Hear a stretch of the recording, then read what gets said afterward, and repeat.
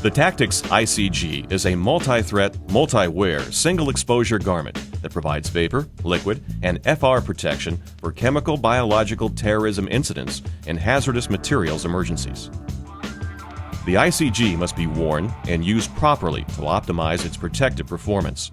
This video will instruct you on the correct techniques for donning and doffing the ICG. Before wearing this garment, you must read and understand the user instruction, safety, and training guide provided with this garment. You should wear this garment only if you have been properly trained in hazardous materials response and have knowledge of the proper selection, fit, use, care, and limitations of protective clothing and equipment.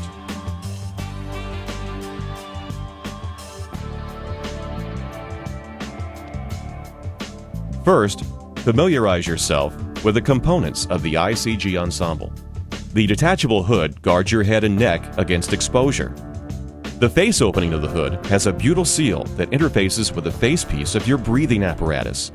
There is a three-piece clamshell-shaped plastic attachment that works in concert with the hood to provide a secure seal. The three pieces are the clamshell back, clamshell face, and a threaded hand knob. The glove system features an inner and outer glove. The inner glove is attached to the ICG through a series of gaskets and O-rings. It provides limited chemical and biological protection to your hands and wrists. The outer glove is worn over the inner glove. It offers limited protection from debris and flash fire. It also guards against cuts and abrasions. You must wear both the inner and outer gloves together to comply with NFPA 1994 Class 2 and NFPA 1992 standards. Attached booties provide chemical and biological protection. They're worn inside your ensemble certified outer boots. Integrated suspenders are located inside the garment. They are sewn to the back of the ICG's waistline and engage with thermoplastic clips attached at the waistline in the front. Take-up straps are located at the waist on the outer shell of the ICG. For optimum protection, wear underclothing that is certified to meet NFPA 1975 standards. At a minimum, wear a short-sleeve shirt, long pants or long underwear, and cotton socks. Before donning the ICG, remove footwear and all personal effects that might damage the garment.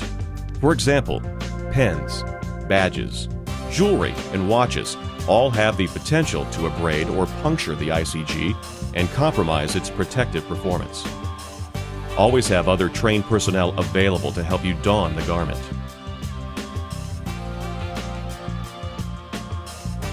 Begin by unzipping the detachable hood so there is just about 6 inches of the zipper engaged.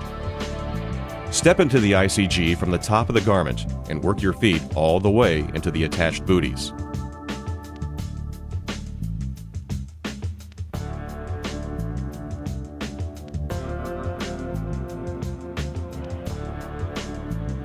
Pull the coverall to your waist. Locate the thermoplastic couplers in the front of the garment. Pull the suspenders over your shoulders and engage the couplers.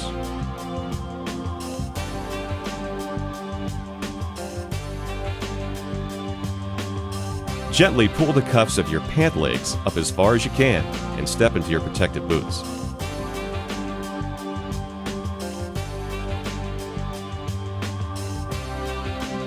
Pull the leg wells down over the top of your boots.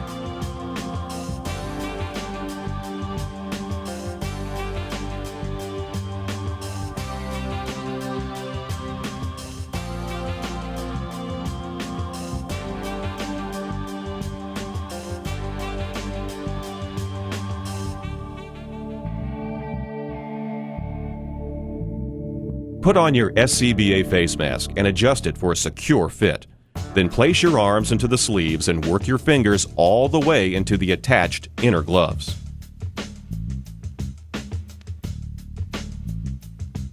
Drape the hood over your head.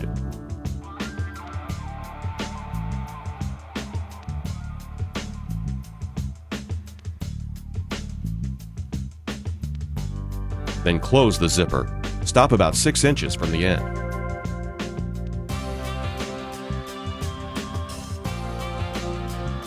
Have trained personnel assist you with securing the ICG's facepiece gasket to your SCBA facepiece. Work around both sides of the facepiece. Make sure the hood's butyl gasket lays flat against the facepiece. Some models of the ICG have an oval-shaped ring as part of the butyl gasket. The oval-shaped ring should be placed over the interface opening between the face mask and the air supply. To finish sealing the garment, you will need to pull one arm out of its sleeve and raise your hand to the open portion of the zipper. Assisting personnel will hand you the back of the clamshell insert. Pull the clamshell inside the garment and position it against the zipper with stem extending to the outside of the garment. While you put light pressure on the clamshell, assisting personnel places the exterior clamshell over the stem.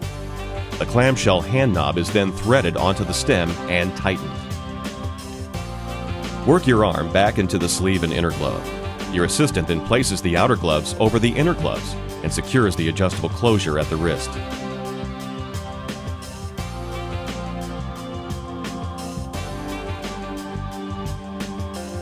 Don your SCBA according to the manufacturer's instructions. Have the assisting personnel inspect your interface areas for proper overlap and make sure all closures are properly secured. Make sure the assistant checks the leg cuffs of your ICG. They should be no less than 2 inches and no more than 5 inches from the ground.